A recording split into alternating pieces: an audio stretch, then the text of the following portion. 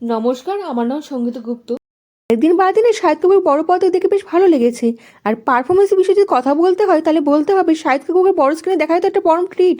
আর শাহিদ কাপুর যে কোনো চরিত্র যে কোনো শেডে ভালো অভিনয় করে দেখাতে পারে, মানে চরিত্রের সঙ্গে ন্যায় বিচার করে। কাপুরের ব্যাড অ্যাজ কপ অবতারে দেখা গেছে এই সিনেমাতে আপনি দেখতে পাবেন অ্যাগ্রেসিভ ম্যাড রাফটা মুখরা পুলিশ চরিত্রে অভিনয় করেছে।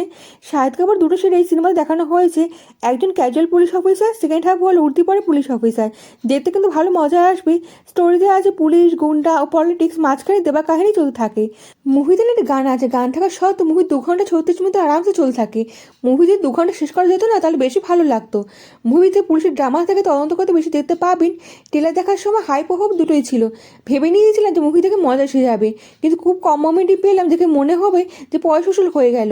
আর যিনি ক্যামি রোল করেছে অ্যানিমেলে যে দারুণ অভিনয় করেছিল উপেন্দ্র লিমাইয়ে, এই সিনেমাতে অলমোস্ট একই রোলে অভিনয় করেছে। 5 মিনিটের রোল সিচুয়েশন ওয়াইজ ভালো অভিনয় করেছে। ক্লাইম্যাক্সের সিন যখন কিলারের নাম জানা যায়, মানে সাসপেন্স থেকে পর্দা উঠে যাবে, সেসব সিন ছাড়া ওয়াও মুভমেন্ট কিছুই খুঁজে পাবেন না। কিছু ভালো ডায়লগ আছে, বিজিমও ভালো, যার জন্য ওয়ান টাইম ওয়াচেবল মুভি হয়ে যায়। এই মুভি এমন কেস তৈরি করবে না যে বলবো বারবার মুভিটা দেখতে যান। টাইম থাকলে দেখবেন, না থাকলে না দেখবেন, ওটিতে দেখে নিতে পারেন। এই ফিল্মে বাকি অ্যাক্টররা খুব ভালো অভিনয় করেছে।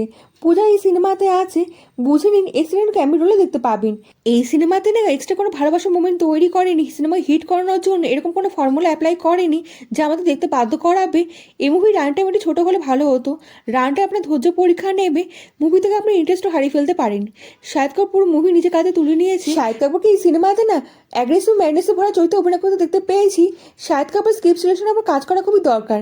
রিমেক থেকে যদি অজানা টপকে সিনেমা করে না, তাহলে বলিউডের সঙ্গে সঙ্গে শাহিদ কাপুরের কেরিয়ারও তত্তর করে এগিয়ে যাবে। সাউথের ফিল্ম মুম্বাই পুলিশ থেকে নাকি রিমেক এই সিনেমা, আমি তো দেখিনি, আমি তবে দেখবো ওই সিনেমাটা।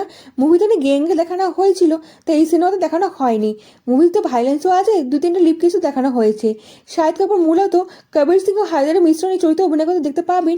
এই যখন ব্যক্তিগত ট্র্যাজেডির জন্য জীবন পুরো উল্টে যাবে, তখন সে বুঝতে পারবে সিস্টেমের মধ্যে কোনো গলত আছে। দেবকে সত্য খুঁজে বার করতে পারবে, যা জানার জন্য মুভিটা দেখতেই হবে।